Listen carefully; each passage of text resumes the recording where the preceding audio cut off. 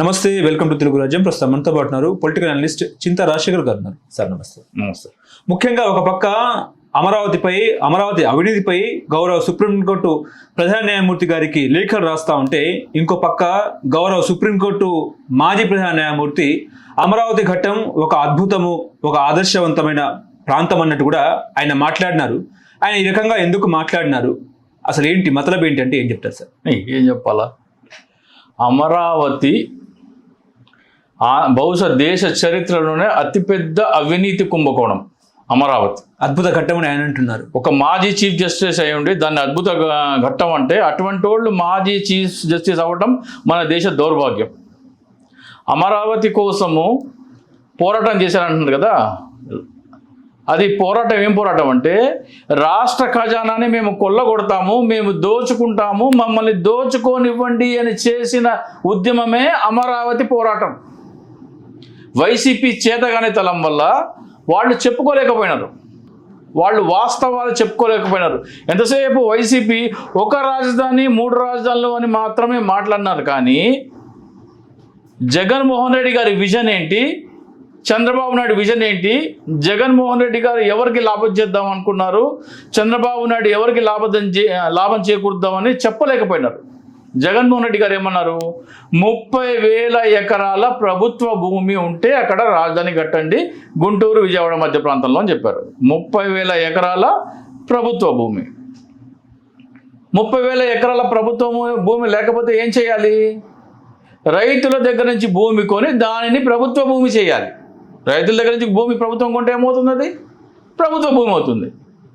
రైతుల దగ్గర నుంచి భూమి కొనకుండా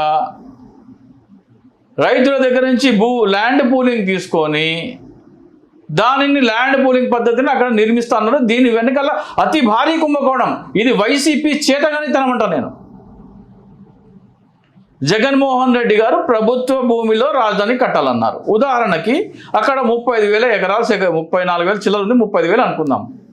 అక్కడ అంతకుముందు ఎకరా 8 లక్షలు 10 లక్షలు ఉంది. Open market rate, card value కాదు, ఓపెన్ మార్కెట్ రేట్ 8 లక్షలు 10 లక్షలు ఉంది. చంద్రబాబు నాయుడు జగన్మోహన్ రెడ్డి గారి సలహా మేరకు ప్రాజెక్ట్ అక్కడ నిర్మిస్తే ఏమైందో నేను చెప్తున్నా. జగన్మోహన్ రెడ్డి గారు ఏమన్నారు, 35,000 ఎకరాల ప్రభుత్వ భూమి అన్నారు. 35,000 ఎకరాల ప్రభుత్వ భూమి లేకపోతే అక్కడ రైతుల దగ్గర నుంచి భూమి కొని దానిని ప్రభుత్వ భూమి చేయాలి ఫస్ట్. అంటే ఏం చేయాలి? మార్కెట్ రేట్ బాబు 8 లక్షలు ఉంది, 2013 భూసేకరణ చట్టం మీకు ప్రయోగిస్తే అంతకంటే తక్కువ వస్తుంది, 6 లక్షలు 7 లక్షలు వస్తుంది. మీకు మార్కెట్ రేట్ 8 లక్షలు ఉన్నప్పుడు మీరు నష్టపోకుండా మీకు ఇక్కడ 8 లక్షలకి 20 లక్షలు ఇస్తాను, ఎకరాకి 20 లక్షలు ఇస్తాను అని 35,000 ఎకరాలు కొన్నట్టయితే ఆ 35,000 ఎకరాలు ఇంటూ 20 లక్షలు 7,000 కోట్లు అయ్యేది. అప్పుడు మొత్తం ప్రభుత్వ భూమి అయ్యేది. ఆ ప్రభుత్వ భూమి అయితే మొత్తం ప్రభుత్వం ఆధీనంలో ఉండేది. చంద్రబాబు అది చేయలా, ల్యాండ్ పూలింగ్ చట్టం అని తీసుకొచ్చాడు. ల్యాండ్ పూలింగ్ చట్టం అంటే, ఉదాహరణకి పయ్యావుల కేశవ్ ఉన్నాడు, మాటకి చెప్తున్నాను, పయ్యావుల కేశవ్ ఫైనాన్స్ మినిస్టర్, 1 ఎకరం 8 లక్షలకు కొన్నాడు, రైతు దగ్గర కొన్నాడు.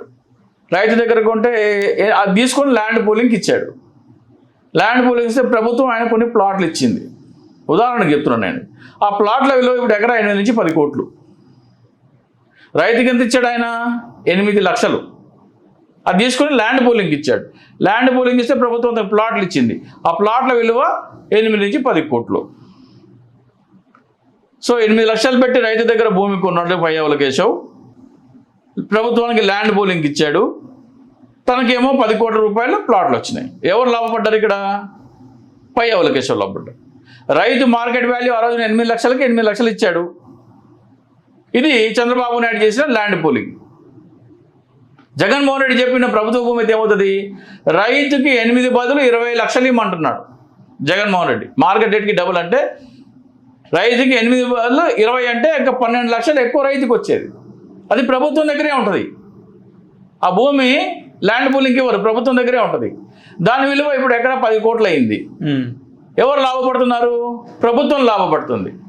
ఈ విషయం చెప్పుకోని party YCP party, Jaganmohan Reddy గారి టీం ఇది చెప్పుకోలేకపోయింది.